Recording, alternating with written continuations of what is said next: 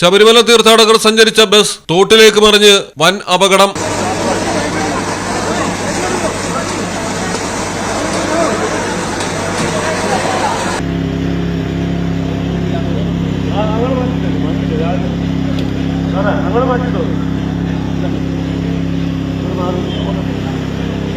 നാലു പേർക്ക് പരിക്കേറ്റു. എരുമേലി കണമലയിലാണ് അപകടം നടന്നത്. ദേവസ്വം ബോർഡിന്റെ മൈതാനത്തു നിന്നും വാഹനം എടുക്കുന്നതിനിടെ നിയന്ത്രണം വിട്ട് തോട്ടിലേക്ക് മറിയുകയായിരുന്നു.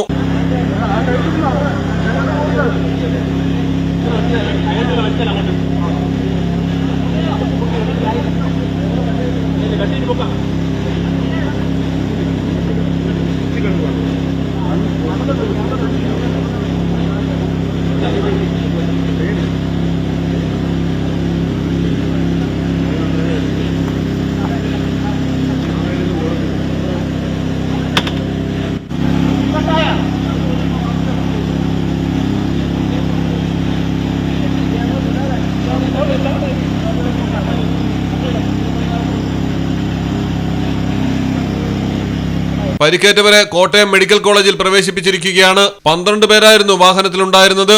പോലീസും നാട്ടുകാരും ചേർന്നാണ് രക്ഷാപ്രവർത്തനം നടത്തിയത്.